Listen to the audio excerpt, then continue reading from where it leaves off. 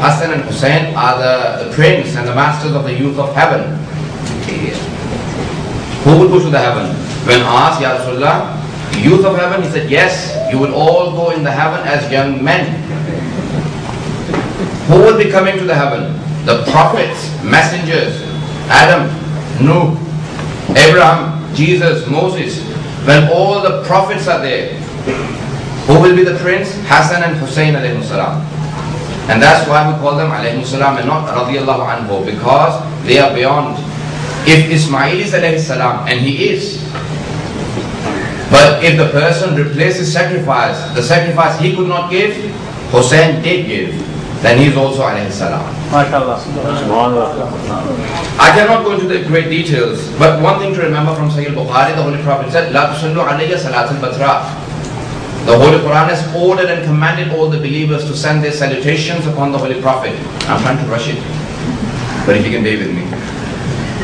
The Holy Prophet says, do not send salutations which are tailless. It was said, Ya Rasulullah, O Messenger of the Prophet, O Messenger of Allah, what does it mean not to send tailless salutations upon you?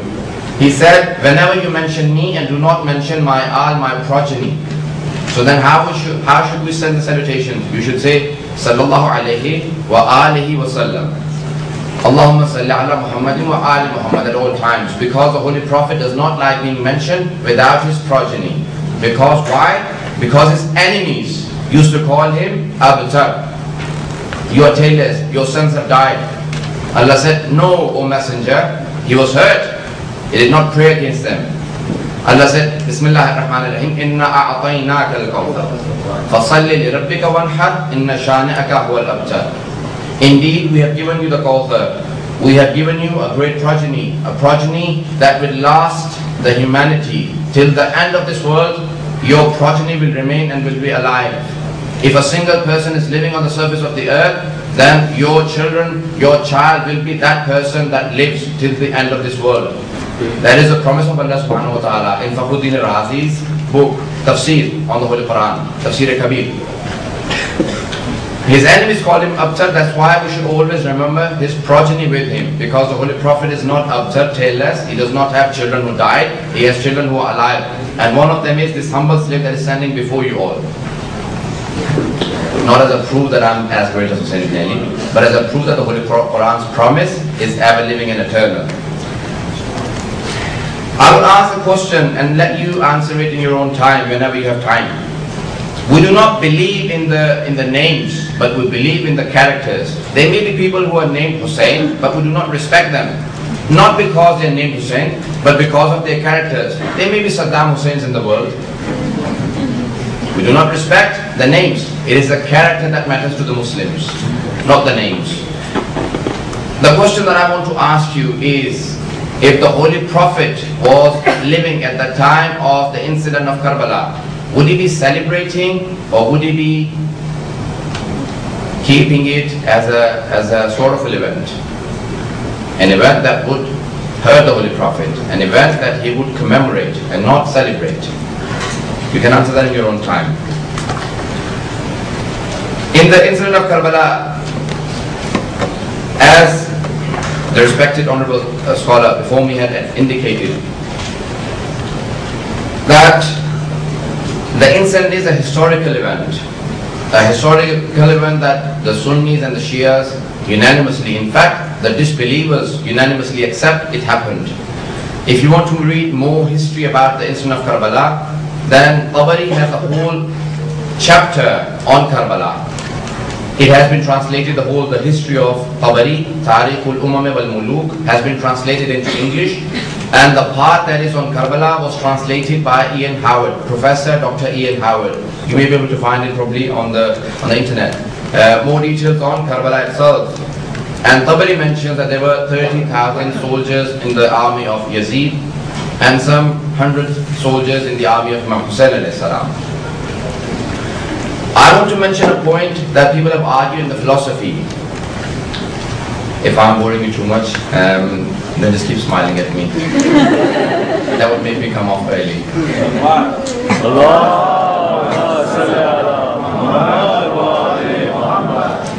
As I can understand, I can be quite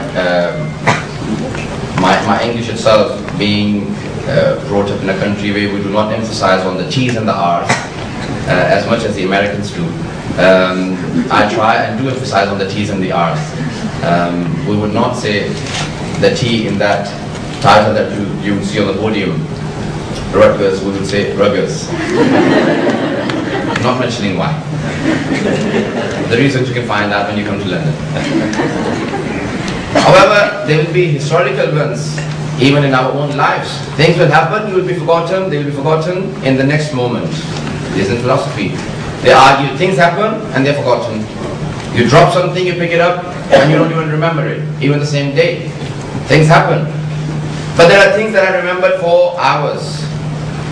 And there are things that I remembered for weeks. And there are things that I remembered for months and years.